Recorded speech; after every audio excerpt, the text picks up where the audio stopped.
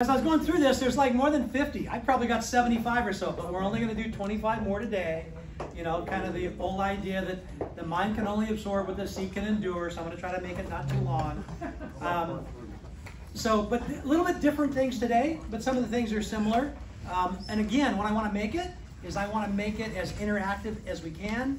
That makes it more fun for me and for you guys. Okay, last time we went off on a couple, rabbit trails. That's okay if we do that. We'll take this wherever we need to. I'll try not to make it too long. Okay, so first thing I have, 50 things every agent should know. It's the only single thing that I think you need to learn for your real estate exam is how many square feet in an acre. Yeah. It's the only thing that I think you need to know. So how many? 43,560. So why is that good? Because you go look at a lot that's 10,000 square feet, you can tell your client, yeah, it's almost a quarter acre, right? I mean, it all gives you perspective on things. Now, I have to admit, I did see a social media post just recently from Andrea that I really loved. Oh gosh. And actually that's what made me put this question down. So it was a Facebook post she did, and she said she had learned, she goes, this is the one thing I learned in real estate exam that you might want to use is what I have. And then she says, I basically learned that there's 43,000 square feet, 43,560 square feet an acre. And that's great, but I wish I'd learned, what do you do when a lockbox won't open? What do you do if water's turned off on a vacant home and you need to use the bathroom? And what do you do if you walk in on a naked tenant? Okay, so what did you do? Take a picture. Those are good. Anyone here ever walk in on a naked tenant? Anybody? Not naked in the shower. Yeah, you did? Okay. I was knocking the door, and you had to see through glass doors, double glass doors, and you walked right past me. Oh boy. Oh gosh. So believe it or not, I mean, most of us, you've been in the business long enough, you'll have something close. Years ago, I was showing a home in Creekside on a Saturday. I'd called and left a message on the recorder. Remember when we had recorders, you could leave messages on. And it said, hey, this is Ed from, Regency or Lakeview at the time. I'm going to show your property between like 12 and 1, something like that. I'll use the lockbox if you're not home. That was it. So take my client, we go through it, and with the couple, we're looking at the home, and sure enough, I kind of hear, like there's something going on as we start to go up the stairs. And it was the shower running, and she comes down, and she has a towel on herself, and a towel on her head, and she's kind of like, you're not really exposed, but she's, oh my gosh, oh my gosh. And what had happened was she was a server at a restaurant. She worked the breakfast shift. She came home, wanted to take a quick shower, didn't listen to a recorder. Well, this was back in the day where we actually presented our offers, remember? And so, believe it or not, my clients made an offer in this home, later bought it, and I was so tempted to say, as I sat down for the offer, gee, I didn't recognize you in your clothes. So, but I didn't. So anyway, really a sweet gal, a great transaction, and so that was my one story that I had that there was nothing revealing, but it was kind of interesting. Okay, so the next thing I want to talk about, and I get a couple of things that are kind of dry here, but I think we need to know them. Okay, so what's the difference between mediation, arbitration, and litigation? We have that clause in our contract that talks about all of them. Okay, first of all, what's mediation? Who knows what mediation is? Pam? Dispute resolution. Dispute resolution. It's the first process usually. Now, if you have a small claims issue is set aside from mediation or arbitration. And so would things like if you're going to be sued for specific performance, things like that. But most of what would be a lawsuit between a buyer and seller falls under that arbitration and mediation. Mediation first and arbitration. The one thing you need to understand about mediation is when you get together with a mediator, he is not there to determine who is right and wrong. His one goal is to get an agreement. He's not there to pass on information. He's not going to tell you, I think you're right, Mason, Pam, I think you're wrong, or vice versa. His one goal, his only goal, is to get a resolution right there. You shake hands and you get it and you're done. So understand, he's not there to pass on any judgment. His goal is just to get, an agreement, which means that if he sees one party is strong and one party is weak, the mediator is going to probably work on the weak party to move more than the strong party. Okay, so just so you know, that's mediation. Okay, And in most cases, that's required that you go through that first, or you have, under certain conditions, you can waive it. It's similar if you've ever been through a divorce. Mediation. The Mediation, mediator sure. comes together. Yeah. I think with a divorce mediator, because I had a friend that was a mediator, he's going to tell you what the courts are going to say if you go to court. But with arbitration, mediation in real estate, their one goal is to get an agreement. Okay, so yeah, did you raise your hand? Yeah, I've noticed on DocuSign, it's optional for our clients to sign that. Yes. But Chris has sent it back to me and said, your client didn't sign here. Yeah, most people want it because, you know, it's a lot cheaper and a lot easier. Now, the next process is arbitration. Arbitration is where you usually get to. Mediation will occasionally work. Mediation, if you look it up, works in about 20% of the cases. So 80% of the time, you know, mediation doesn't work. It goes to arbitration. And arbitration is more, it's like litigation on kind of litigation light, okay? First of all, you're gonna have attorneys. You don't have to have attorneys. You don't have to follow all the rules of procedure. The arbitrator can talk with both at one time. He can talk with one separately and the other one. He will render a judgment in the end if they can't come together. His goal is to get them to see what is right. Like, let's say, for instance, the buyer is suing a seller because they didn't disclose mold that they knew about. He's going to probably say, listen, I'm going to tell you right now that you're probably not going to like what I'm going to say. You probably need to get an agreement with this buyer. Do you want to go outside and talk to him for a while and get an agreement? And if you don't, come back in, I'll render one. They have a lot of latitude in how they do it. The good thing about arbitration is all of that. The bad thing and the good thing at the same time is binding arbitration. I mean, arbitration is binding. Okay, so when it's done, there is no appeal process. Okay, this judgment comes down, it's done, whether you like it or not, that's the last step. Okay, so that's what's different. So, yeah, Pam? And arbitration involves money. Yes. So if you're doing a hearing at the board and it's ethics, you can't talk about the money part. There are two separate issues, ethics and arbitration. Arbitration's money only. And that's why if you like sue under specific performance to try to, buyer says the seller must sell, they can't cancel this contract. That's why that's set aside from arbitration. Arbitration, that's a great point. Money only type of thing. Okay, and everyone knows what litigation is. Litigation is you get all your attorneys, you go to the court, and then you go through the process of suing somebody, and then there's an appeal process. Okay, you usually get 2 bites of the apple. So if somebody sues somebody else, okay, and they lose, they're done. They have no other process. But if they win, that person has the right to appeal that. And now if that's overturned, then sure enough, the plaintiff now can come back one more time. Okay, the first time the plaintiff only gets 1 loss and they're done. And the second time, okay, everyone kind of gets 2 losses. So it can go on and on and on. And that's why whoever created arbitration and mediation, I think, was genius to do so. I've never gone through any of them. I've only been in the sidelines to watch and read about them. But at least you know when a client asks you, what am I agreeing to with mediation and arbitration? And you probably don't need to go into anything as long as what we did, but just to know the difference between, again, mediation, arbitration, litigation, and understand that small claims is for anything 10,000 or less, and that's really the first step. Okay, so if you think of this, small claims would be step 1, then mediation, arbitration, and then litigation. Okay, Pam, anything else on that? Because I know you're an expert in this area. I'm not. Well, actually, I went to a small claims hearing once with a client as kind of a witness or moral support, and the judge started off the whole thing by saying, if there's anybody in this room that thinks they can settle this through mediation, they have mediators out in the hallway. Oh, wow. And they offered that as a resolution because by the time you get into court, you're freaking out, usually.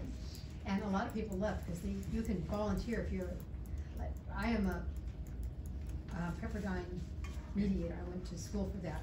But I don't want to volunteer in court because everybody yells at everybody and I cry. But they do have people that volunteer to be mediators, and they offered that as an option, and I was surprised at that. Yeah, that is, because I've been through that. And also, within small claims, the judge has a lot of discretion not to go by law only. I've only been to small claims twice, both times where as witnesses for clients. The one time I went, I thought we had no chance to win and we won, and there's one time I thought we had a really good case and we didn't win. So that kind of gives you an idea. So it's not always predictable, okay, just understand. Yeah, Terry? Oh, and then Amin? In the case where the arbitration or the mediation is signed or a contract, the buyer or seller, whoever is the plaintiff, can still go to small claim regardless of the fact that the contract has been initiated. Yeah, so the small claims is an exception to mediation and arbitration. If you read through that, it talks about these certain things, like things under 10,000, they can go to small claims. So that's an exception, as is if you sue for specific performance. Those are things set aside from mediation or arbitration. Yeah. Okay. Yeah. On small claims, can you appeal that? Yes. Okay. So the only right at appeal at a small claims is the defendant. If they lose, they can appeal to municipal court. Okay. Although the one time that I was a plaintiff and I wasn't sure we were gonna lose, but I wasn't sure we were gonna win this, but we ended up winning it. They did appeal it.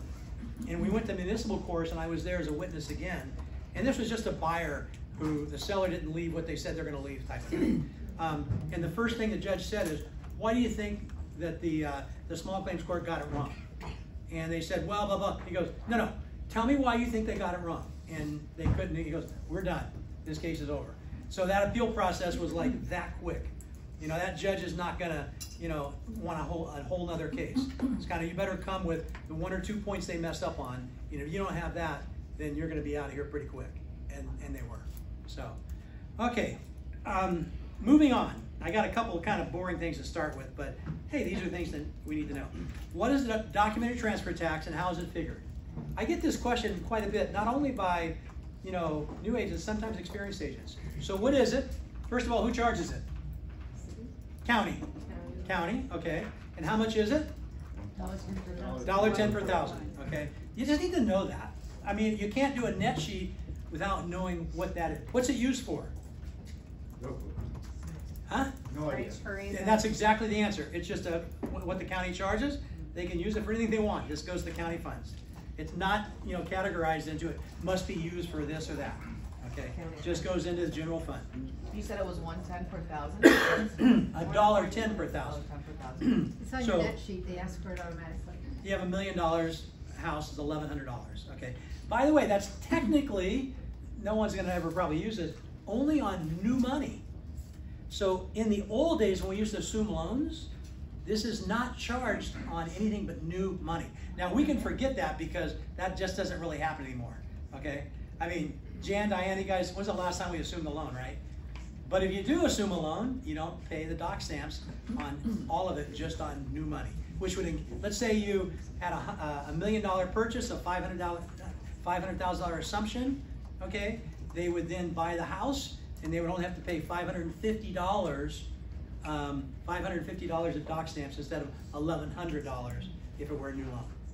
Don't need to know that. That's never going to come up, probably, okay? Okay, next thing is, and I get questions on this a lot, and I sometimes, in real estate, I think what's helped me through the years is I have a pretty simple mind, and so I try to simplify everything I can, okay, to make it really simple. So when people ask me, what does a termite inspector look for? I got 3 things, okay? What's the 3 things the termite inspector looks for? Fungus. Okay, go ahead. Fungus, termites, dry rot. Great, okay. Fungus, dry rot, dry rot, and termites. Now, but it's really, there's 2 categories of this. So what they're really looking for is active or inactive. That determines whether it's going to be section 1 or section 2. Because section 1 is active infestation, dry rot, or fungus. Section 2 is not active but might lead to.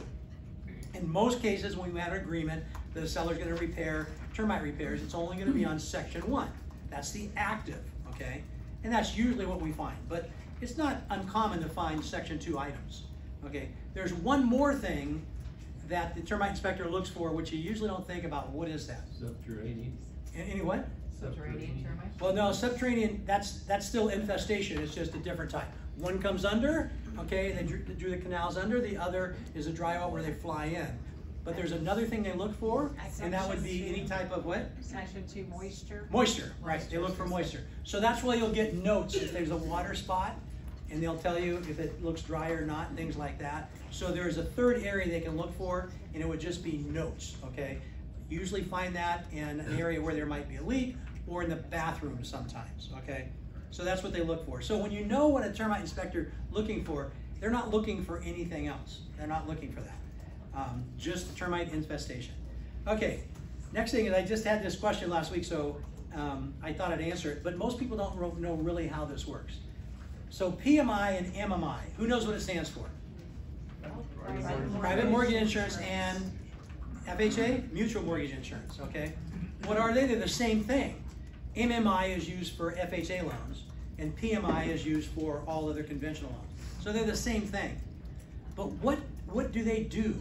So when a lender requires the buyer to pay for PMI, what are they requiring that buyer to pay for? What is it? Insurance. Insurance of what? To make it pay their loan. What part of the loan? The principal balance. Yeah, Deficit on it. Right, huh? The deficit on it. Not the deficit, the upper part. So in other words, for instance, if you have a 90% loan and there's PMI on it, the only insurance on that loan is the upper 10%. 10% is covered with down. So PMI covers to 80%. Right. Okay, so what they're covering is the amount above 80% that they don't put in down payment. So if you have a 95% loan, how much responsibility, how much loan to value is the PMI covering? 15%. So understand, it's not covering everything, it's only covering the upper part of the loan. If it was covering the entire loan, it would be far more expensive. So the lender is saying, listen, I'm comfortable do an 80% loan, not more. Therefore, if you do a 90, you're gonna have to pay PMI insurance. Now, can you ever get PMI insurance taken off? Yes. How do you get it taken off? Get it reappraised. Get it reappraised, yeah. Actually, I'm in the process of trying to do that for my daughters, and they've changed it to 25% 25%, equity right. now. Has to be 25% instead of 20%. For her to lender remove it, anyways. yeah. Yeah, it might be different. Yeah, they do have some discretion in that, and so that's not always an automatic that it's always easy to do. Some of them even have a 2-year rule on it, you can't do it for 2 Right. years. So read your loan docs on that, but at least you have an idea of what PMI Is that and true MI. with that MMO? Pardon? Doesn't MMI stay on there with an FHA? Yeah, MI, that does stay on there, yeah. And FHA loans are also assumable, and what else is assumable? VA loans. You have a seller that has a VA loan at 3% right now, it's completely assumable. What's the negative for the vet if they allow that loan to be assumed? They can't use it. They can't use it until when? It's paid off. Okay, or there's one other option. If they're being transferred because of the military, they can get a second loan. They can, so most people don't know that. If they're being transferred because of the military, they can allow that first loan to be assumed and they can get a second loan. Okay, most people don't know that. And that's not used very often, but it is used, occasionally. Okay, so next one. What is an involuntary lien? And this is the thing that throws people off. I haven't had this question since last night from somebody. But they're looking for liens that might be on there. Now, we all know what voluntary liens are. When you go in and sign a mortgage, that's a voluntary lien. When you buy a home, the property tax on there is a voluntary lien. You buy that knowing you're going to do that. Ron, what's that? Wouldn't that be like a mechanic lien? Yep, mechanics lien or a judgment. I think the most common one I've seen over the years would be judgments or personal notes that weren't paid off, things like that. Now, a personal note is technically not an involuntary lien, but what I usually see, the number one, IRS judgments on there. Now, by the way, does IRS always have to be paid off? Do they always have to be paid off? No, you can negotiate with the IRS. And I've had 3 or 4 instances where I've had to negotiate with the IRS to allow us to sell this home without being paid off. Okay, and sometimes they'll negotiate with you a portion, and other times, now they're not going to clear the seller. They're not going to take partial payment as full payment. Now you might be able to go to an attorney to get that done, but what they will do is allow you to sell the house and only take partial payment. So you can negotiate with them. Again, it's a process. Don't try to do it on a 30-day escrow. It's probably not going to happen. Okay. Okay. So these next few things that are these first few things I pulled out of kind of the RPA just so that we know what it is, because when we write an RPA, we should be able to explain all this to our sellers. So what are liquidated damages and what's the maximum that the RPA allows? Or the deposit should be less. Yeah, 3% or the deposit, which one? Whichever. Whichever is less, okay? And what is liquidated damages? It's a predefined amount that the non-defaulting party will receive in the event of a default. Now, here's the one thing you think about. You always think that, sellers always think they're gonna get this. Or buyers might, you know, it's usually the buyer would get it. Because in theory, here's what happened. The seller puts up the house and the buyer puts up a deposit. And if there's gonna be a lawsuit because, you know, from the buyer, it's gonna be suing the seller for specific performance, saying, you must, you know, go through in this contract. I'm gonna make you sell that home, okay? And if the seller's gonna sue, they're gonna sue for the damages. It's already specified damages, okay? So just know what liquidated damages are and explain those. Are they a good thing? I think they're a good thing. How often do you get them? Almost never, okay? They're really hard to get. I've got one in my entire career. Yeah, Inez? Because I'm a dummy. Can you explain, because Steve just said, say you have a 1.5 house, 3%, $45,000 good faith, they default, seller now says, how much of their deposit can I keep? I heard you say 3% or whatever. Or the deposit, whichever is the lesser amount. Yeah. In your So- example, it's the same. It's the same, Yeah, right? 3%. Okay. If you get a 3%, that's what's going to be, unless it's a really small sale, obviously. So 3% is what you're going to get. That's the maximum you're going to get. Now, by the way, if it goes to court, courts sometimes can take the liquidated damages, and they'll say you've already decided on that amount. But courts have, and over the years, sometimes they'll state that they feel like the liquidated damage was not fair, and the seller is going to have to justify that that was a fair amount. Now, that's not always, but that has taken place before, especially when you have bigger, you know, deposits and bigger sales and stuff, because it is tied to actual damages. It's just predetermined. Okay. Yeah. Okay. Yeah. I think it's just real important when the listing agent that you make sure all the contingencies are removed, because that's when the seller is liable for that. Yeah. If they aren't all removed, and many times we try to hedge on that as a buyer's agent, keep it open for the buyer if they need to back out or something, like they don't remove, you know, HOA, you know, approval or something like that. So you have to watch that. Yeah, Dave, that's a great point. I was kind of looking at, like, if they don't remove everything, they've almost removed nothing, right? Yeah. It almost always come up with something. Not from a buyer perspective. From a buyer perspective, I wouldn't say, oh, you're good. As long as you haven't removed everything, you're good. But from a seller perspective, I say, listen, unless they've removed it all, okay, it's going to be hard to get. Here's the biggest mistake I see, and I talked about this when I did a training a couple weeks ago just for our team. It was called setting sellers' expectations. When we get the offer accepted, let's say we've accepted all the defaults.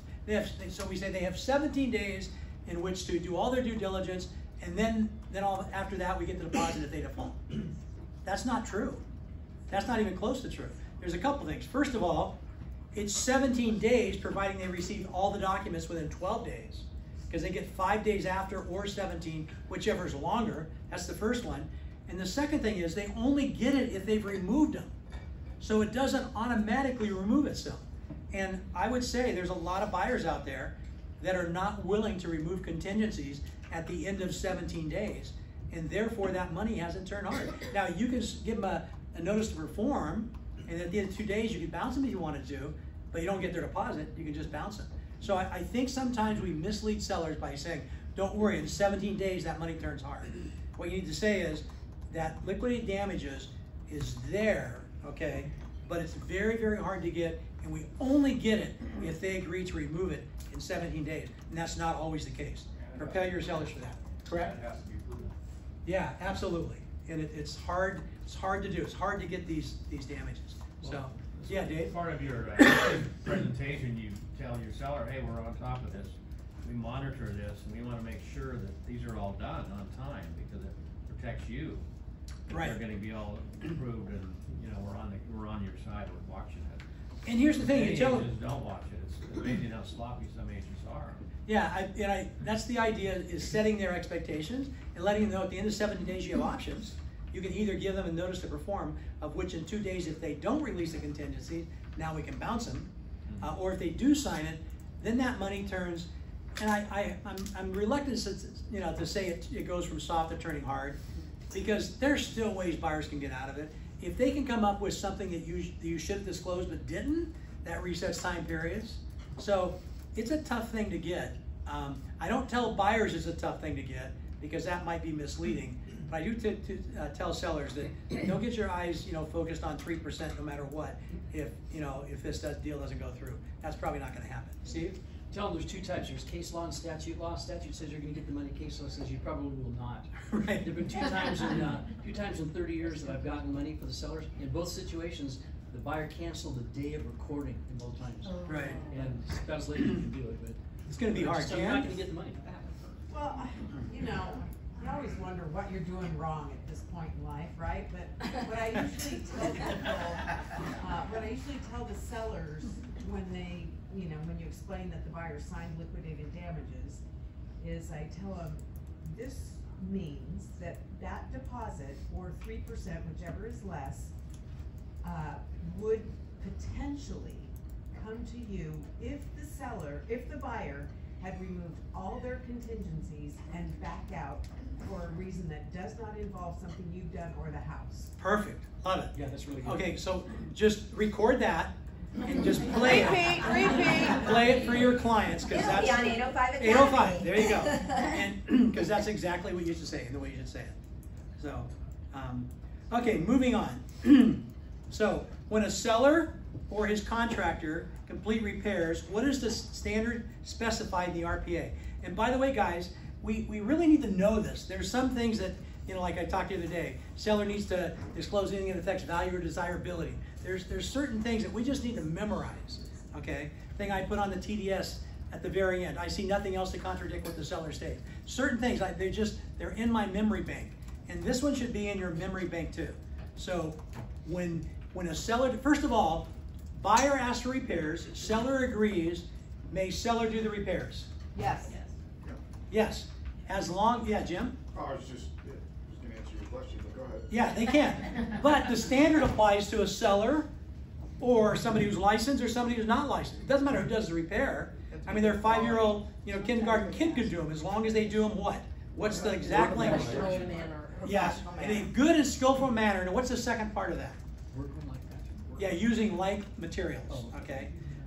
The technical is materials of quality and appearance to be consistent with the existing materials. As long as you say, using comparable and like materials, I think you've got it down. Okay, yeah. If you specify in your request for repairs that you want the repairs to be done by a licensed and bonded contractor, can the seller still do the repairs on his own even though you've requested? No, not if they agree to it. Right. If in that RR or the RRRR they agree to that, then that is part of the contract. So now, by the way, does the seller have to give receipts if they have them and things like that, and any warranties? Do they have to give that to the buyer? Yes. Yep, they do. Stated right in there. Stated right in there, and that's in paragraph 15 RPA. They must deliver those. Okay, so very, very good. Okay. What are 3 things every realtor should know about 1031 exchanges? So when new agents come to me and they talk about, oh, I got an offer that says I must cooperate at 1031 exchange. And I'm like, what is that? I don't know what that is. And so I want to give you the course for the old pros here, you guys all know this, but there's only 3 things you need to know. 3 things. Anything above and beyond that, you have them talk to the accommodator. Who's the accommodator? What is an accommodator? Neutral third party. Neutral third party. Independent third party working outside the escrow to execute this exchange for a buyer or seller. Okay. 3 things you need to know. First of all, how long they have to identify a property. How long is that? 45 days. 45 days. How long to close a property? 180. 180. You need to know those. Now, if you represent the seller and the buyer is buying the home in exchange, you don't need to know those. But it's nice to know. And by the way, when somebody is buying a home with an exchange, they may have identified more than one property. But I got to tell you, exchange properties are pretty strong because they've got time periods on them, and they may be at the end of that, and they may have to close that. So don't use that as leverage, but just have that in your memory bank. It might help. I'm sure a lot of people use that leverage. Yeah, some people use it as leverage. Okay, what's the other thing? The language you need to write in a contract when you're representing a buyer doing exchange. What's the language? Doesn't have to be exact. It has to be something like what? Yeah. Must cooperate with the 1031 exchange at no cost to the whoever. Perfect. Yeah, exactly like they said it. You can use simple, words a little bit different, but seller to cooperate in a 1031 exchange with buyer at no additional cost to buyer. As long as it says something that means that, you're okay. Right. So those are all the 3 things you need to know about exchanges. Above and beyond that, if you want to go and learn stuff through exchange school or something, great. I've never needed to know more than that. That's all I've ever really known, and that's all I ever need to know. Can Okay. you give those 2 dates, the 45 days and the 180 days? What were those both? So 45 is to identify a property to close, escrow on. They can identify more than one, by the way. How many can they identify? 3. Jimmy, you 3. remember? 3. Jimmy, 3? Okay. 3 properties they can identify. They have 180 days to close. Okay, thank you. 6 months. Okay. Technically, not 6 months, 180 days. And again, rely on that accommodator for questions. The accommodator is kind of an all-in-one escrow person, tax person, smart person about it. So they'll know everything about it. Yeah, Dave? Orange Coast Title has a really good accommodator we've used many times. So they're part of our title company. Yeah, I know they've said, I've never used them, but yeah, They're there really you go. good. They're really good. Yeah, so, okay. Okay, this is a study that NAR did, and I love this study. It was done about 10 years ago. It still works though. Some of you guys have heard me say this before.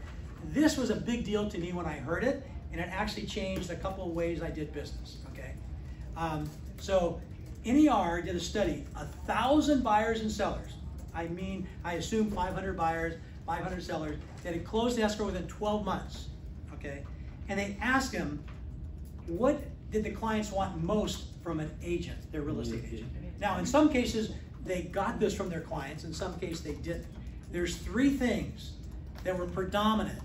And these things are, again, you should memorize and make sure that all of your clients get these 3 things. So in no specific order, who wants to make a guess? Communication. Communication.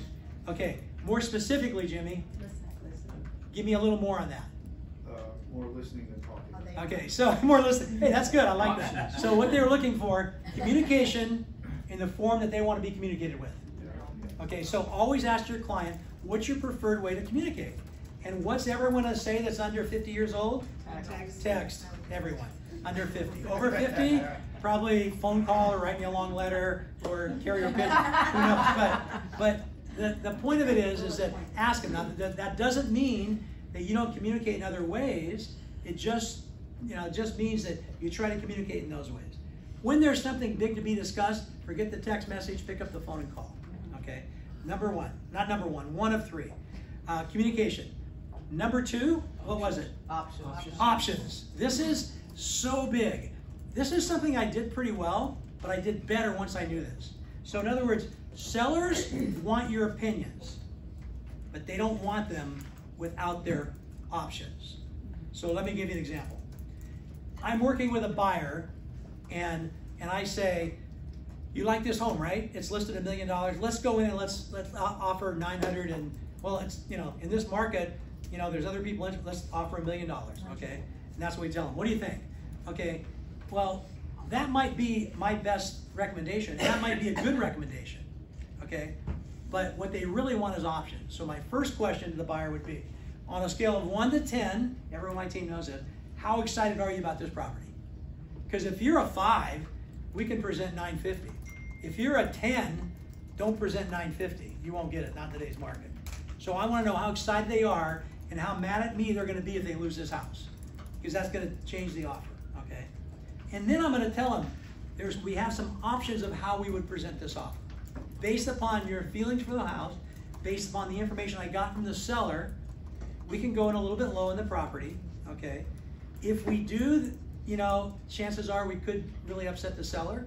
There's also the possibility they won't even respond to us if we go too low. If we go crazy high, my only concern there is that we pay more than what we had to for the property. I certainly don't want to do that. I know you're really excited about it, but I probably wouldn't want to do that. What I would probably recommend is that we go in right at the asking price. I've talked to the agent. There's not another offer on it yet, but it's got good comps on it. So in other words, you tell them all their options, and then they want your opinion, but they want all their options first. So don't give your opinion without options, okay? And by the way, don't we all want that? When I go to a doctor and the doctor says, you've got this or that, I want to know, what are my options? I had, 5 years ago, I had prostate cancer, okay? It's all taken care of now, it's good, don't worry. Don't feel sorry for me. But, but they gave me the option. You can do nothing. You know, you're not that young. You probably still live another 20 or 30 years. Okay. Number 2 is you can go and you can have radiation. Okay. I want you to talk to a radiation therapist on this. I suggest you do that. Or number 3 is you can have a radical prostatectomy, take your prostate out, and then you're done that way. They all contain different things. So I asked one question. He gave me the options. I said, you know how old I am and you know about me. What would you do? Yeah. He goes, well, you know, there's a lot of options, you know. I said, no. Cut to the garbage. What do you think you do? Radical prostatectomy. That's what I did. I didn't even have to meet with the other person. By the way, I Googled everything I possibly could. So I knew the other stuff too. But Google. yeah. But the whole idea on this is they want options, guys. So you can't give them your point of view, in my opinion, unless you serve it along with the options. Okay. And what's the third thing? It makes sense, and this is something I wasn't always doing, but I always started doing it after that. Net sheets. Now, isn't that simple? Why wouldn't a buyer want to know what something's going to cost them when they buy it? I mean, it's so simple, but time and time again, it sold homes, and oftentimes, unless the seller really requested, I never did net sheets. Okay? It's just kind of like, and then, you know, occasionally I have a surprise, but I never thought about it. After I heard this many years ago, never sold another property without a net sheet. Now, as far as a buyer, who does the net sheets for buyers? The lender. Okay, so it's not your responsibility, it's just your responsibility to make sure that they've had the estimated closing costs from their lender and they understand everything that's in it. Okay? Somebody had a hand up. No, I was just wondering what buyer's cost sheet. Depends if you're showing them something with Melrose or not, if you're showing them something with a higher HOA and they're really stuck on their monthly payment, I make sure I run the numbers too, and that I match with the lender, and then we fluctuate that. Just depends. Yeah, and you can work with, you know, the buyers, the cost if you want a little bit too. And then you need to always have what I call your quick and dirty, okay? Your quick and dirty is, you're out there and the seller said, and you're showing property, goes, I know you're gonna list my house too. Roughly what's it gonna cost me to list my house, okay? What's the quick and dirty? The quick and dirty is 1% plus your commission, okay? Minus the encumbrances is how much they're gonna get out of their house, okay? So you just figure that out. That's my quick and dirty. Now, does that always work? No, but usually 1% on closing costs, total closing costs, will work. Now, I always tell them that doesn't include any prorations you have of property taxes, you know, or your HOA, you know, or your mortgage, because those are different, okay? And those can turn things off. So anytime I do a net sheet for a seller, I always put on there, this estimate of closing costs does not include prorations of association dues, property taxes, or mortgage interest. Or repairs that too. Termite. Yeah, you can. In other repairs. Yeah, you can put termite, or you can put, you know, repairs down there, like, you know, $1,000, and just put, you know, put next to an asterisk, and next to the asterisk put, you know, repairs. This is a hard number to estimate, you know. So, but yeah, good comment on it. Okay.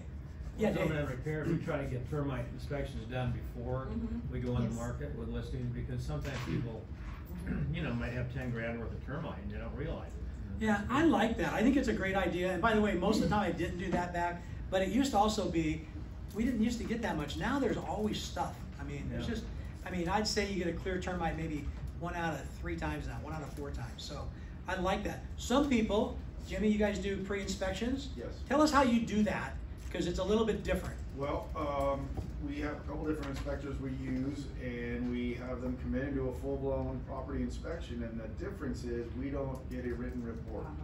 What we do is we follow the inspector around, and he gives us the hot points of, like, fix this, this is not to code, this is inoperable, you need GFI here. We take notes, have it all done, and you know, have it all repaired. That's on the seller to pay for those repairs, but we pay for the home inspection. And it just alleviates all kinds of mountains that are made out of molehills by buyers. So. And he probably gives you a little bit off the inspection, because that. Yes. Not much, but $100 off. Yeah, it's 3.5, I think, $350 for a full inspection versus 5 something. Yeah. Without writing it up. Without writing it up, and he did. He's like, hey, I'll send you photos if you want. I'll send you a little blurb if you want, but nothing, not a full blown inspection. Yeah. So. or report if you don't want it. But he's willing to give me the whole thing if we need it, but I don't take it because what we do is sufficient. We just got a full contingency removal with no repairs requested because we took care of this on a listing line. Yeah, as good as it gets. Jan? It was great. I was just gonna say, you know, when the market was really nuts and there were so many offers and you get back a counter offer saying, seller will not take care of the termite. And then my question to the agent would be, well, how much termite work is there? And they go, oh, I have no idea. So I mean, maybe it's 500 and maybe it's 10,000. Right.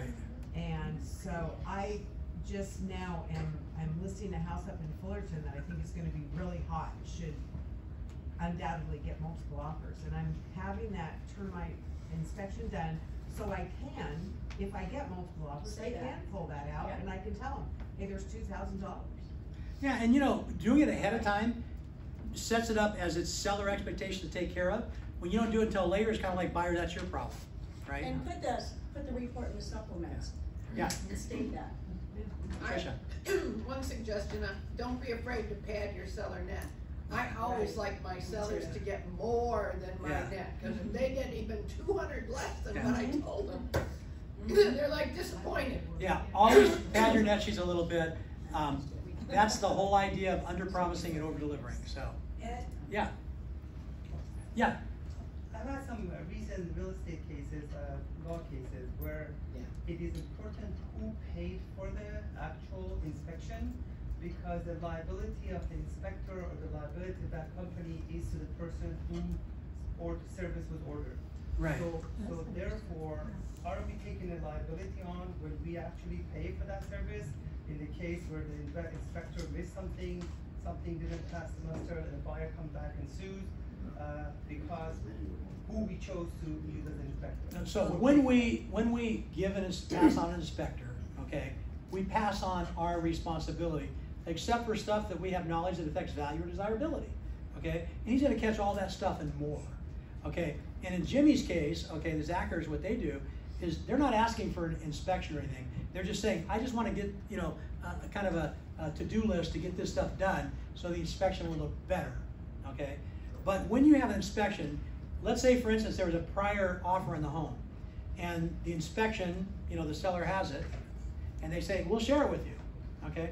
They're not taking any responsibility to say that's all that was wrong, okay? They're just offering that inspection. The buyer has the right. I gotta tell you something really good to read.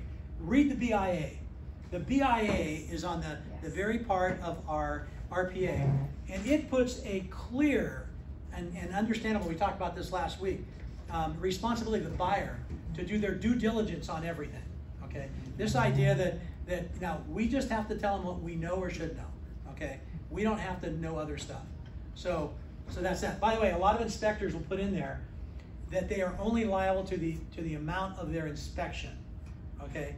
I don't know if, I have a feeling that would hold up. This is just my guess, I'm not an attorney and I don't have any background on this, but that would probably hold up as long as they made some, you know, if they were negligent.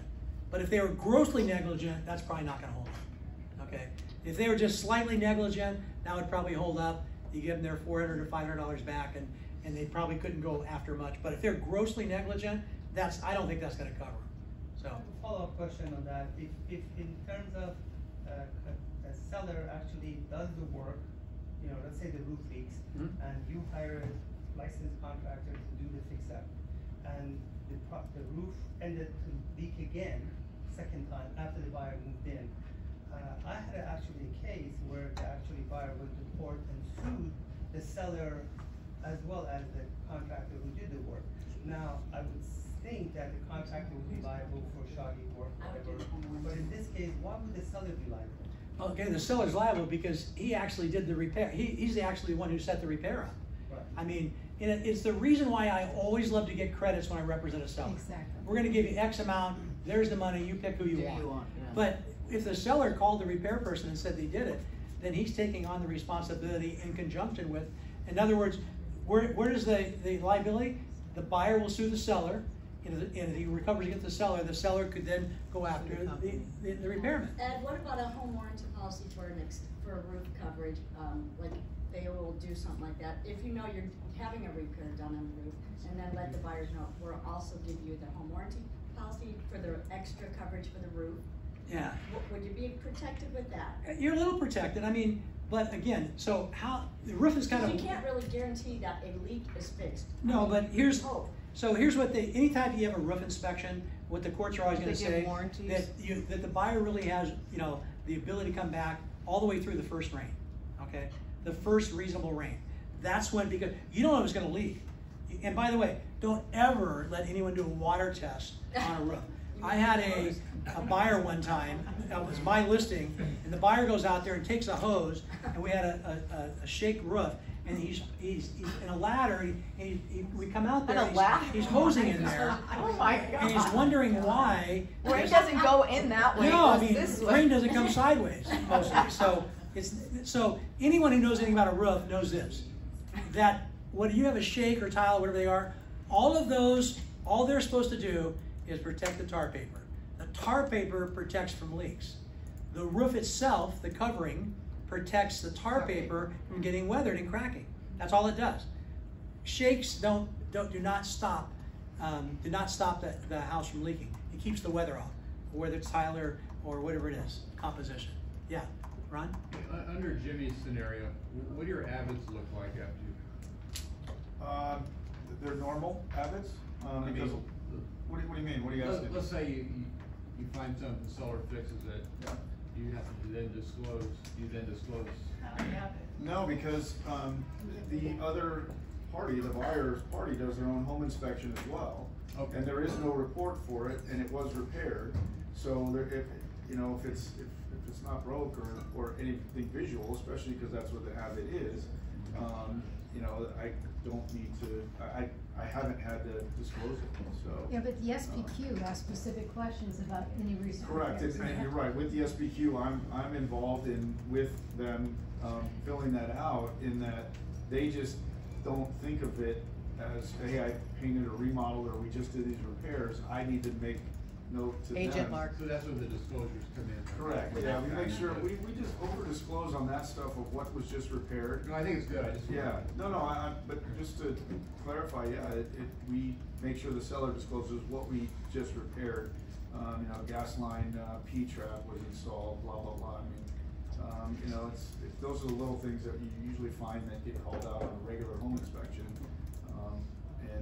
We disclose it via the SPQ or TES if necessary. Okay, and let's move on, because repairs we can go forever. It's kind of like a meeting on its own.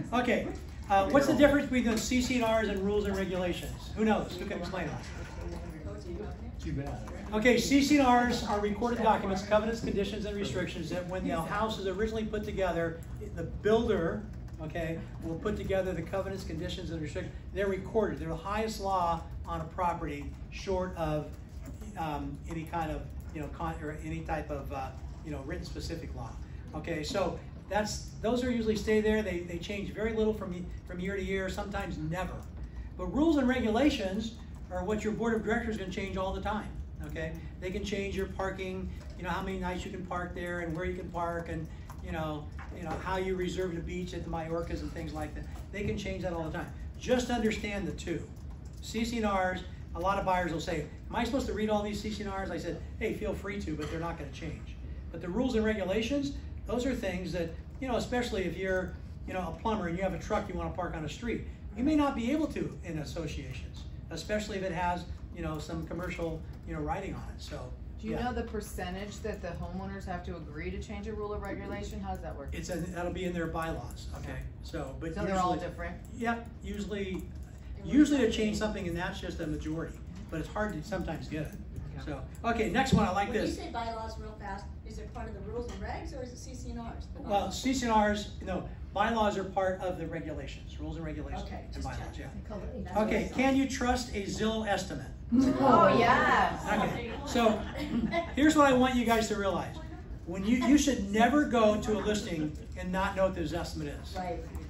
Because if you go there, they might know it, and if you don't, you haven't done your homework, number one. It doesn't mean you have to, respect it. So, and understand how these are done. Now, Zillow has never said how they do it. But we know how they do it. It's the only way you can do it. There's only two things that you can use as far as criteria to have a Zestimate. One is what the home sold at and what similar homes in that area have appreciated at, and that becomes your Zestimate moving forward. So if you buy a home at $1 million and properties have appreciated 10%, the next year that property is probably going to show $1.1 million. What it can't do is it can't tell you that that seller went in and put $300,000 in it, and so it's worth more, or that buyer bought a house that was beautiful and they destroyed it. They don't know any of that, and they don't always know the market specifically. They know it generally. So understand that, is it a, better than dart throw? That's what I'd say. It's slightly better than dart throw as far as value. And let me give you the best example, okay? The best example is why they can't be trusted is Zillow's CEO, Spencer Raskoff, home sold at $1,050,000. The Zestimate at the time of sale was $1,750,000. 40% off the actual value. That's the CEO. Okay? Yeah. Also, there's a realist estimate. If you go into the MLS and click on the AP number, yes, it'll get it from the MLS. I think it's a good idea to have that or know that, because if they've got that and you have yours, you can just say, if it varies. Yeah, and you can print it up. It's nice, and it gives a range too. And just hand it to them. And by the way, if you have the Zestimate and the Zestimate is higher than what you think that is at, you don't even have to share it with the seller unless they bring it up. And then you explain why you don't respect those. If it's lower than what you think it's worth, you can say, I've got the Zestimate. Now, I don't totally trust those, but I'm going to disagree with it. And you can use it as like, I'm telling you it's worth more than that. That's a nice thing to say. Hey Ed, yeah. If you look in Zillow's fine print as well, when they give you the estimate, it actually says that they admit and understand that I forget the percentage, I thought it was 6% either way, right, high or low. Like it's in their fine print that says we're wrong, disclaimer. And it could be this or this. And it can get, I mean, it's not something that, not by the way, hang your hat on. Now, whoever did that for Zillow, masterful. They have made billions off of people coming to them, and because of that. I mean, they click on that, they know what it is. Oh, by the way, are you the owner? Then all of a sudden you get contacted, okay? It's genius, okay? But it doesn't mean it's accurate, so. Okay, the next thing is, we don't have too many problems on appraisals these days, and I don't know why. I mean, with values going up, although they've leveled out a little bit, but values going up and not having good comps, I mean, I don't know why. Although I kind of do know why. We had an appraiser come and talk here maybe 6-7 years ago. And this was after we went to the new appraisal process. For those newbies in here, and I mean newbies less than 10 years, prior to 10 years ago, we could hire our own appraiser to go out there and appraise the property, and they would submit it. And so I had 2 appraisals, okay? I had Irene and Paul, and it would all be one of them would always appraise it, and they'd almost always bring it in. If they had trouble on one, they go, Ed, I'm having trouble on this. I said, don't worry, we're putting 40% down. I mean, but if they said, I said, we need this one, I'll go, I'll do my best, I'll go back. And that's the way it was done. Okay, but after 2007, that's when this happened, so it's been a while ago, and everything that was going on, they said, no, we're gonna have an independent third-party appraiser. By the way, that's the way it should have always been, honestly. Okay, so when you call in there, you're not gonna know who's gonna do it, and it's gonna be an independent person from that firm that has no tie-in, and the borrower nor the agent or the lender selected that person personally, okay? So I think that's good. But what happens is when they come out, then they're gonna appraise the property. A couple things. First of all, when the appraiser, the guy who's in charge of owned one of these agencies said, this is how I do it. This is just one guy. He said that what we do is we're looking for about 95% of our appraisals to come in at value, okay? That means that 1 out of 10 to 1 out of 20 should not come in at value. We look at that and we know over the broad market that that's how many are really off, that somebody overpaid for a property or the lender's going to be compromised a little bit if they loan on this, okay? So what we do is we look at our appraisers and we track them, and if I have an appraiser that's only coming in 70% of the time, after say a year, I'm going to say, wait a minute, you're being too tough, come on, loosen up. Or if I have somebody that never comes in, I'm going to say, wait a minute, are you really doing a justice for the bar or for the lender? Okay, so that's how these appraisals work. So you don't usually have a problem, but appraisals are a mixture of subjectivity and objectivity. okay? We can't really change the objectivity, what other homes sold at, but we can work on the subjectivity of the appraiser. And there's certain things you want to do. I always like to bring a floor plan, a business card, a plat map, list of upgrades, comps, the actual offer itself for the counter offers, HOA information, and a small tree, okay? And there's one thing I always want to be, I want to be there 15 minutes early, because who always comes early? Appraisers, right? So come there early. If you're just there on time, that's so-so. If you're there late, I mean, you're probably a candidate for a low appraisal. And the last thing you want to do is caught. Now, will all these things guarantee 100% comes in? No. But I do think instead of maybe 90 or 95%, maybe you can move it up to 95 or 97%. That makes a difference in maybe one deal a year for you, just doing it right. And that way the seller, your seller got the best from you. So, yeah. I Yes? would include the contract as well. Yes, I said that. The RPA, any counter offers, yeah. Include those as well. Okay, so here's something that's a great conversation a lot of people have. What's the minimum requirements for a room to be considered a bedroom? 2 ways in and out. I bet here nobody knows this. 2 ways in and out. Oh, no, 2 ways in and out. 2 ways in and out, that's it? No, well, if it's on the first level, it has to have a place to bathe. Okay, here we go. Ceiling height? If somebody can tell me, raise their hand right now, what it is, and they're exactly right, they get $100. Who asked? 2 ways in. Okay, you get to try. You get 2 people get to try. Can you tell me how many there are? No. There's about 9. Okay, ceiling height Okay, how much? What is though? it? It is 7. Over 7 feet. 7 feet what? 7 feet 10 inches. Okay, you're wrong. Next. You think I put this out? I'm gonna lose it. Okay, but you're good, by the way. You're good. Okay, Ines. Yeah, I'm good. You're okay. You're right. You're done. Okay, so here's what they are. Okay, now Say these slow so we can write them down. Okay. Obviously, we don't know. I'm gonna give you, anyone who wants my. I think we should get 50 each though. For everyone in the How room. many times I've given you guys I think 50? you should pay Ed 100 because he Okay. knows. I can read, put it that way, and I can look it up when I need it. Okay, so these are all by the International Building Codes. You can actually have areas that have stricter rules, but generally you don't, because this is pretty strict. Okay, first of all, a closet is not a requirement. That's right. So get over that closet thing. Not a requirement. Not according to the International Building Code. It must be at least 7 feet I was right. He's reading high, everything. but it can slope down to 5 as long as 50% of that area is 7 feet. That's a big deal in your 770 Del Lago where they've added the extra room. Slope down to Okay. 5 as long as what? 50%. It's less than 50% of it is 7 feet, the other is 5. Ines, you have that in your 770s, okay? Where people added that. I think that I extra said room. 7 feet, and then you asked me how many inches. Yeah, see, that's where you blew it. Okay, so. Bogus. Okay, so the ceiling must be 7 feet, can slope down to 5. A window of at least 8% of the floor space. So whatever the floor space is, has to be 8% of that. But the floor space must be at least 7 and at least 10. 70 feet total, and it must be 7 and 10. Can't be less than 10, can't be less than 7, okay? Natural ventilation, which means the window must open. Fancy way to say the window must open. It must have a heat source and cannot be portable, must be fixed. So in other words, forced air heater. 1 hour fire door if it connects to a garage. Usually that's not the case. Smoke alarm and carbon monoxide detector if there's a wood burning fireplace in there. You need the smoke alarm no matter what, the carbon monoxide detector if you have a wood burning fireplace.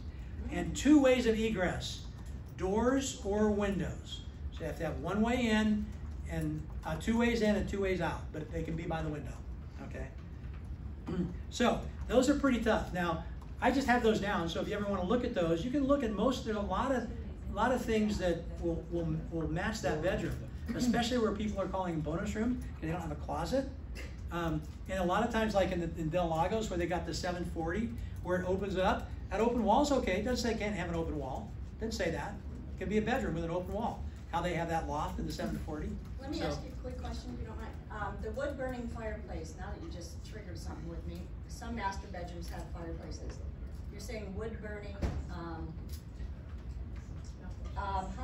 You just need a carbon monoxide detector. so I should have that in, no matter what room, if it's a bedroom, I should have a CO2. Carbon monoxide detector in any bedroom. Okay. Yeah. So, okay. $100 was so safe. Pardon? I have a question. So safe. Hey. I was under the understanding. But it was a nice effect, right? Take out the $100, flash around. Okay, good effect. Okay, yeah. If you are changing a room into I heard on the first floor, if you're trying to call it a bedroom, there has to be a place to bathe on that level. Not true. Is that correct? Not true. No? No. There it is. Sink. There it is. It doesn't say but, it says that's Well, what it is. Yeah, you No. can do it. Nice try, Ron. Hose in the backyard. If you All want those floors back. direct access to the garage, Yeah. No. No, if you have direct access, you have you have to have a 1 hour fire rated door to the I garage. thought you couldn't have it. No, That's what I no, thought. no. No, you can have that. You can. Yeah, yeah. Yeah, Pam? According to the building department, there should not be a door between a bedroom and a garage, even if it's 1 hour fire rated. The reason for this is that if a car is accidentally left running with the engine on, the carbon monoxide fumes, blah, blah, blah, blah, blah, blah. It says shouldn't be, it doesn't say can't be. Should. Yeah, I've shouldn't got be. an article here that I thought I And when do we really run into that? We really don't run into that very much. Because we're gonna have a laundry room there, an access area. Max? So is it safe then, if it's considered a bedroom according to these definitions, that in the MLS we can put it's 5 bedroom? Yes. Even though on title it says it's 4? Absolutely. The bedroom isn't what the title says, the bedroom is what it is. Okay? Yeah. And you can Good do question, that. Max. Go for it, So, Max. yeah. Go for it. Okay. Here's one that I don't want to get too far off in this because we still got 10 questions to go. But we don't, hey, by the way, we've been here 45 minutes. Anyone gets tired, they leave. I won't be offended.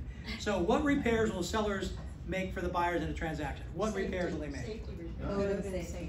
Okay, so this is kind of, by the way, the RPA is put together in just a genius way, in my opinion. So here's what the RPA says. The buyers shall take the property as is. But the buyers have the right to do inspections and make repair requests, and if the sellers deny them, they may cancel.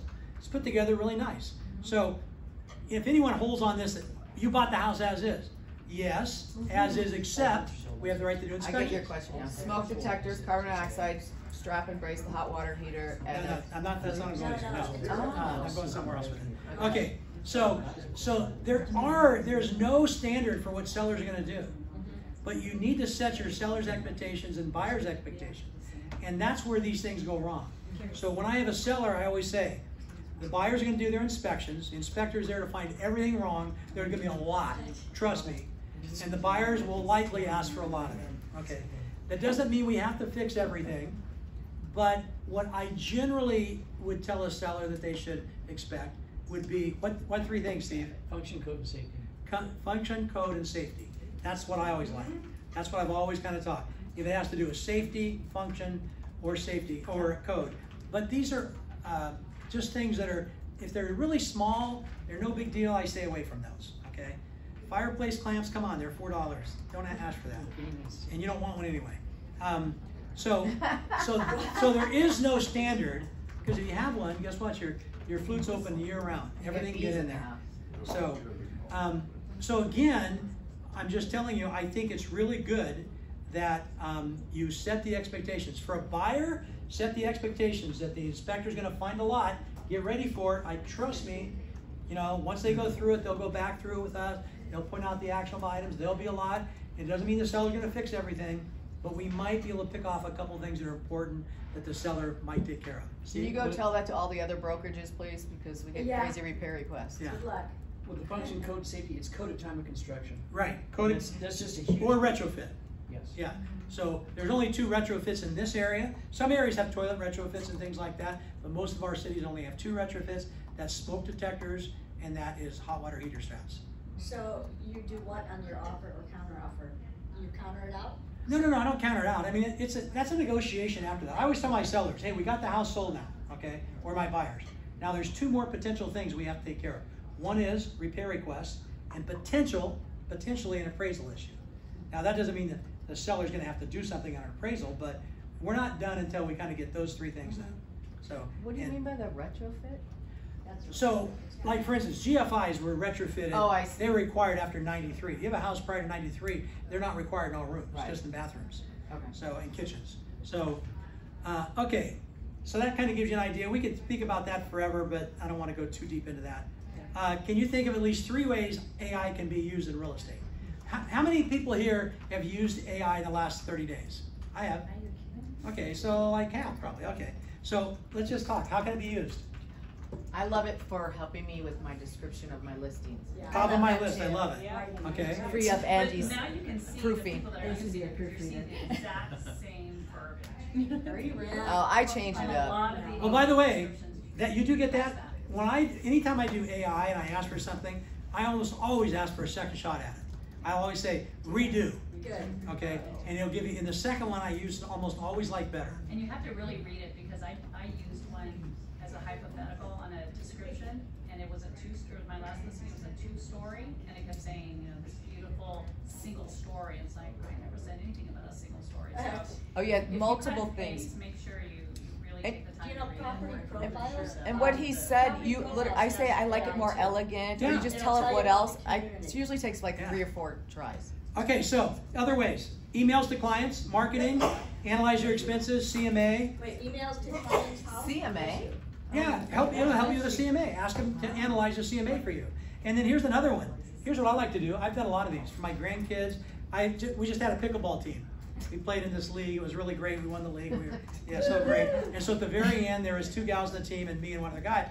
I just wrote a rap for all my team, you know, about the girls in the team, the guys in the team. Oh, yeah. I put a few details about all of us, and it's still the talk of all the pickleball people right now. I don't know. I only sent it to 4 people. I've had 10 people come to me to say how great it was, and 3 of them want me to read the rap to, which I will not do. But do a rap. It takes you, in 90 seconds, I can write a rap for Ruth that'll be cool. Do that for your clients. Wouldn't that be at the end of escrow? You close the escrow, and you know a lot about this family, and you write a rap, and you say, "Listen, you're really special," and I just decided I was going to write a rap. You know, a little help by AI, and send them a rap. Come on, man, have some fun with this. So you said CMA, what did you mean? CMA is just put your CMA down there, and when you're completely done with it, cut and paste it and say, "Please analyze." Okay, cool. Okay, so, okay, when you show a buyer property, what do you focus on? Okay, you're out there showing property, what do we focus on? Everything Steve said earlier. Yeah. Safety Right. function code, the Okay. roofs, the water. And we're kind of going in a different way. I didn't ask that Location, question really right, but here's what I want us to all do as we show a property. Understand that looking at houses is great, but we also really need to incorporate areas. Okay? Oh, yeah. The difference from Lake Forest to Mission Vale, Laguna Niguel, those are all completely different. Like Laguna Niguel is a DINK area. What's a DINK area? What's that stand for? Double income, no kids. Double income, no kids. That's what Laguna Niguel is known for. That's right. What is Ladera Ranch known for? Ladera Ranch has a lot of medium age kids. What's Rancho Mission Viejo have? A lot of little kids and seniors.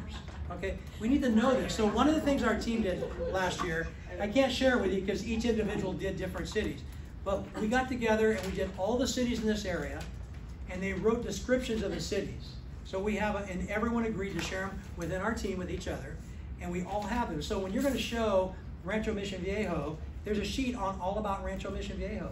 Don't start showing properties to people without giving descriptions of the areas that you're looking at. One of the most important things to sell would be the area itself. Now, Laguna Hills, you think, Laguna Hills, they usually have no association dues, low taxes. What do you sell there? Well, maybe you sell that they got a great high school that gets good test scores, or they got a really nice sports park, or whatever it is. But you need to talk about the area as well. So let's not just get focused on a home. A lot of times I would drive through clients through areas that were relocation clients, and I would show them areas without even showing homes. Maybe one home in every area. But talk about the areas. And they say, List reports works great for that too, to help you. yeah, those will help a lot. So, okay, next thing. Are agent reviews important? Yes. Yes. Okay, how important? Great. Okay, so if you do a listing presentation with Brent and Marisa, you will get a written review. How many do you guys have now? I think like 125. 125 written reviews, okay? Ish. And I gotta tell you, if you're going in a listing presentation and you're not taking any reviews or two, and you're up against this, what's it look like? There is nothing better than reviews. How many people here use Yelp? Okay, one? Only one person uses Yelp? Yelps are I hate Yelp. They aren't very qualified. Well, okay, how many use Google reviews or That's Amazon good. reviews? Google is And of course you want to see it's verified purchase or anything. We look at reviews all the time.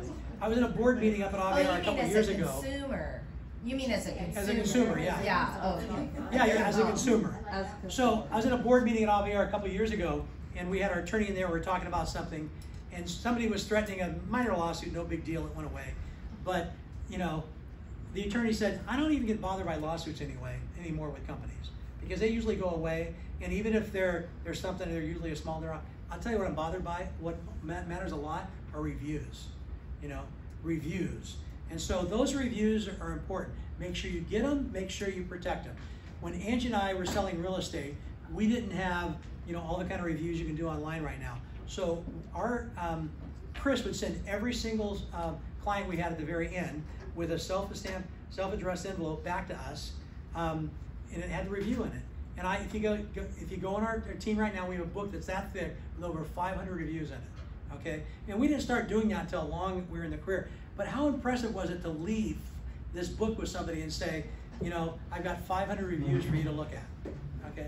It's hard to overcome that. Same way when Brent and Marisa, you know, when they have 50 or 75 reviews in their marketing folder, and these are all reviews. It's hard to beat, okay?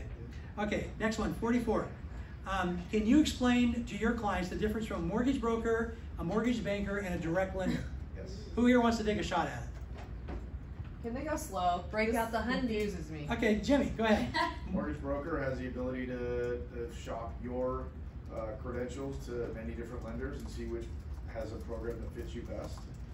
Mortgage banker has very limited sources for their loan programs, and a direct lender would be somebody like B of A or Chase or... Yeah, perfect. That's good. I just add a little bit. Your description of a mortgage broker is great.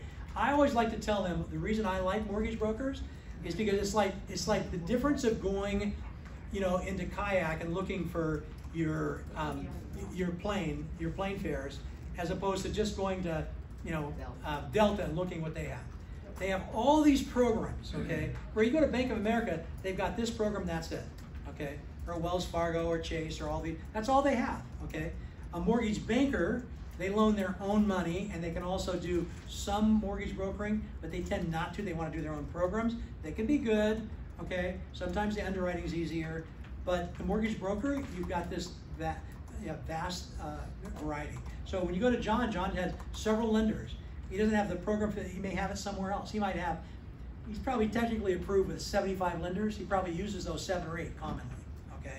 So that's the difference, and that's why it's good to, I like mortgage brokers personally, okay? You get niche lenders. Huh? Compound loans in the county association uses part of your house payment. So Yeah. you can qualify for a lot more with that company. Yeah, and that's exactly it. They'll have different lenders and different programs that your institutional lenders won't have. Okay, next one. What was the direct lender? The direct lender, it would be like Chase, you know, just your institutional lender. those. Where you go there and all they have is the programs Oh, they I have. see. They might have 1 or 2 programs. What's the difference from pre-doc and pre-funding conditions? Because I know there's a lot of people, I still get this question. I say, well, they're still conditioned. I said, are they pre-funding or pre-doc? Because those are all the difference in the world. So a pre-funding condition, okay, a pre-funding condition is not nearly as serious as a pre-doc. A pre-doc is, the lender's not even gonna draw docs, okay? It's probably like, maybe they need a current tax return, and it's late enough in the tax season, they want your tax return. They're not even gonna move to the next level. So a pre-doc condition is a pretty big deal. Pre-funding is usually something that the lender knows that you can get. It's pretty simple. It might just be an updated, maybe since we submitted this, you've had another paycheck. We want your latest paycheck. It's something that they feel is not gonna affect the loan. It's just one more piece of paper they want. So understand when somebody tells you that, you know, that all we have left is a couple pre-funding conditions, that's not a big deal. Pre-doc conditions are much bigger deals. Okay. Okay, what's the difference between a condo, townhouse, and PUD? Nothing. Nothing? Yes. Architecture. Price, no. Architecture a little bit, but... And On the land, on the... Okay, which 2 of these, between condo, PUD, okay, and townhouse, which 2 are legal descriptions? Condo and PUD. Condo and what? PUD. But you're right, okay. Townhouse is not a legal description. We all think, we know what a townhouse is. A townhouse is something that sits on its own land. They own their own land. It's probably attached. It's probably part of an association, but they own everything below and above. It can be 1 story or 2 story, but there's nothing below or above that. Condo is oftentimes and usually connected to something above it or below it, okay? You don't own the land underneath it. You own all the land as an undivided interest with everybody else, and all you own is between the paint, okay? But what we think of as a townhouse is usually a PUD or a planned unit development. That's really what a townhouse is. So a townhouse is not a legal description, and that's why when you guys go looking at property profiles and you can't find townhouse, but you find PUD, you have a question on it, okay? Why do they even have that as a check mark in the MLS to put it in that as a townhouse? So you know. Because it's not a legal description, but it is an architecture Okay. type. Yeah, So, yeah. it just confuses me because I'm Yeah. like, what? Why? Yeah. Because it's not in the legal description area, it's just in the So description the area. PUD, when do you see that? Well, I mean, a when we're PUD, looking, we're most seeing townhouses condos. are PUDs. Right. And but like I'm just saying where, on the MLS, you're seeing condos, you're not seeing PUDs. yeah, also PUDs would be like where you nest, what's the tract that you farm, one of them? Mine's No, the here. other one. Eastbrook. Yeah, Eastbrook. That's a PUD all the way, right? So. And the condos. Oh, zone condos, okay. Yeah, but a lot of agents list it as single-family residences and or, Detached. no, townhomes because of the style. Because it's a style, right. See, so you'll just see PUD probably in the title, but But not legal- but anywhere that would legally, describe it's a it. condo. La Manchas are. Yeah, those. Yeah, La Manchas are PUDs too? Cool. Mine is, I think. Yeah, because the La Manchas, you own everything on it, they're not attached, above or below. Okay, 47, should you use videos to communicate with your clients? Guys, I think if there's any way that our industry is missing it, it's on videos. It's the most powerful way of communicating. A lot of people use videos for social media stuff. That's great. I'm all for that, okay? But there's two areas that I think you should use. One is every agent here should have a sizzle video. If you don't have a sizzle video, which is, and if you want to see some really good ones, several people on our team, Marisa and Brett and Michaela, a bunch of people have really great sizzle videos, and they're on the website, but they can also be sent out separately all the time as well. They can be sent to a new client. As soon as you get a new client, you send it. We have a sizzle video for our Right Team website. We have a sizzle video about our team. If you don't have a sizzle video, honestly, I think you're losing business. The cost of the sizzle video can be a couple thousand to 5,000 or 7,000, but it's less. It's just a percentage of one deal. It'll cost you many deals or make you many deals if you do it right. I seriously should do that. And the other thing, which people haven't done, but we've had people on our team go all the way back to Doug and Aaron 10 years ago when I told them we need to start doing this. And these are transactional videos where you have videos, and I don't have time to share them right now, but it basically just talks about, hey, congratulations, we've sold our home, we've sold your home. I want to tell you about the next steps right now. The next 3 steps are, we're going to get an appraisal on your home, okay? We're going to get a termite inspection on your home and do a third-party inspection. This is what these are and what they're entailed. Now I'm going to explain this to you as well, but I'd like you to look at this video and explain the next process. After this next process, I'll send you another video. We have 10 of them through that process. By the way, so we started sending these out to clients, and we thought, oh my gosh, these are pretty good. What do you think the open rate was on each one we sent out? 100. No, I mean, what percentage? So when how many client- times would we send out one? How many times? It's only sent out to Oh, buyer and and they would- seller, how just many buyer and times would they seller. watch? How many opens would you get on it? Oh, like 7. At least 3. Okay, we averaged, our average openings were 5. Okay. That means that everyone's watching that 2.5 times. Only sent to 2 people, and they're watching it 2.5 times. I mean, are you kidding me? Are these good? They're powerful. If you're in an open house right now, and you do an open house, and somebody walks in, and you're trying to get the appointment, but maybe you don't, or whatever, or even if you do, and they leave, and you immediately send this video, and this video says, by the way, thank you for stopping by my open house. This is how I work. I like to work with referral only. I listen to my clients very well. I work very hard, and this is my process, and it's 2 minutes long, and you tell them that, and you shoot that one time. It might take you an hour to prepare that video, and then you can have it for every time you send it out. It's so powerful. They're not at the stop sign, and they got a video of you saying how you do business. Nobody else does that. If you guys aren't doing that, you're really losing it. If anybody wants to take a look someday when I'm in here, come in, I'll show you some of the videos our team's done. But if you're not using videos to communicate with your client, above and beyond social media, I think you're losing it, okay? Okay, almost done. When is a 30-day notice needed to give to a tenant, and when is a 60-day notice? Okay, this is one of the most common questions I get. 60 days Over a year. Yep, 360. it's actually a year or more. Yeah, Okay, so 366. the only time you can give a 30 days these days in California is when it's less than 1 year, month to month. So that's all you have to remember. less than 1 year, month to month, okay, then. Or, less than 1 year, or month to month? No, it's month to month and in a year, less than a year, okay? It can't be a lease, okay? It has to be a month to month. So 60 days is usually what we're gonna have to give, okay? By the way, there's other thing that most people don't know, don't think about much, but you can give your clients, if they don't sell, a 3-day notice to quit. And that has a lot more power to it. I won't get into that, I was gonna talk about it, but in the interest of time. Okay, I'm gonna take just a couple more minutes, we're gonna wrap this up. Okay, what is 1 or 2 pieces of advice you'd give your new agent self? Okay, in other words, you've been in the business for a long time, okay, you got the Rons and everybody else around here, for many, many years. What advice would you give to yourself, your new agent self, okay? And this can be anything, I'm not gonna limit it. I've got a couple pieces I would give myself, but do you guys have some? In other words, huh? Have a CRM and make sure you keep it current. I love it, okay? What else? More advice. Have a great mentor. Yeah, okay. So you'll need to get one.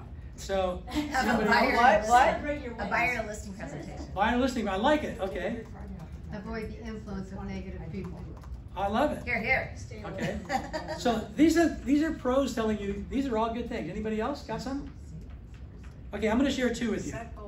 And these are things that when I look back that I really think have really helped me a lot, okay? One is, learn how to under-promise and over-deliver. It is literally the foundation for referral clients. When you become that person that you under-promise and over-deliver. And I use the example, if somebody calls me and they say they'd like a copy of a grant deed on their home, I can get that for them in 15, probably 30 seconds. By going to my Orange Coast app, open the doc and send it to them. But I will usually tell them that, hey, can I get that to you today, say by the end of the business day at 5 o'clock, okay? Knowing that I fully plan on having that to them by 2 o'clock today. I'm gonna set the expectations for what they are, and I'm gonna overperform on it. We need to do that left and right. When you tell it, like earlier we were talking about doing a net sheet, and make sure you pad the net sheet a little bit. Because then you say your net proceeds are $400,000 and they get $405,000. Guess what? You've under-promised and over-delivered. We need to do that time and time again with everything we do in this business. Set yourself up. We're the one who sets expectations, and anyone who says today, listen, we're gonna put your home in the market and we're gonna do an open house and you need to be around Sunday night because we'll probably have a lot of offers. You are setting your expectations, you're setting yourself up to fail. Might that happen? It might, okay? But don't set yourself up that way. Set yourself up to say, hey, it's a good market, but there's no guarantees. Some homes stay on a long time. I'm hopeful, but there's no guarantee. Then when you get 3 offers in the first weekend, say, hey, I'm really pleased we got 3 offers. You've under-promised and over-delivered. That's one. The next thing is, and I learned this from my first college class I ever took. Okay, Dr. Campbell, okay, 1970, September, I walked into class and on the board, he put on here, he said, if you guys learn nothing else in this class today, nothing else, you will learn this thing before you leave. And after today, if I ask you the one thing you're gonna learn, you must be able to quote this, and if you don't, you'll get an F for the day. Oh, wow. So it's pretty simple, you better learn it. And here's what he wrote, in quote marks, really hard. People tend to be what you say they are. People tend to be what you say they are. So when you're working with your clients, if you want your clients to be wonderful, tell them how wonderful they are. I've had clients before say, well, I know I'm really difficult. And I would say, no, Mace, you're not difficult. You're detailed and you're on top of things. I love working with you. You're the client I love working with the best, okay? I'm gonna find a way to make you a great client to work with. Because guess what? People tend to be what you say they are. It's the most powerful thing you can do in raising kids, and it's also the most powerful thing you can do in raising clients, okay? So tell your clients how good they are. Now, you need to be within the realm of reason, okay? Don't be stupid. Within the realm of reason. And you'll create relations with your client that will be good. Okay, last thing. This is going to be quick. I was going to read something to you here, but I don't want to read the thing to you. Anyone ever hear the James Nesmith story? Anyone ever hear? It's a really great story. I forgot to bring it, so I can't read it. But so this is a guy who was in prison for years. And he was and every day, I think he was in for 7 years in Vietnam. And all he could do was live in this little bitty, you know, like 4x7 place, and they'd, you know, throw food in at him. And so he had to kind of make up things. And one of the things he did, he goes, I've always wanted to be a really good golfer. So every single day, he would play this golf course he has. He would play it twice, all 18 holes. The course that he played at home all the time. Every single shot in his mind. He would get up and he'd think about, okay, I'm gonna hit the drive down here, my second shot's here. And he did this for 7 years, never hit an actual shot.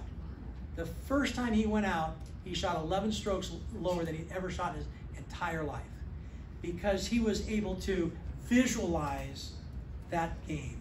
And it's a really powerful story to hear. Look it up. It's called the James Neathbus story. And what I gotta say in real estate is, especially to new people, is that you can only achieve what you can perceive. If you don't believe you're gonna be great in this business, then you're right. You know, you have to believe when you get out there. And so that's part of this business. You have to believe you're gonna be good. I know that people, and I can point to so many people around the room that are doing well, that maybe they didn't believe to start with, but before they did really well, they were believing, okay? So again, you can only achieve what you can perceive. You've got to believe. So, okay, I know I got pretty fast at the end, but that's it. Thanks, guys. Okay, did anyone take a social media picture they can tag me in? Yes. Yeah, I did a video. Okay, good. Also, want to thank Ed for presenting to us. The office.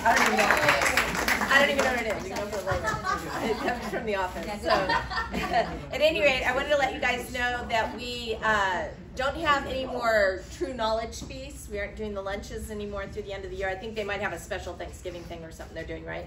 But we aren't doing any training lunches.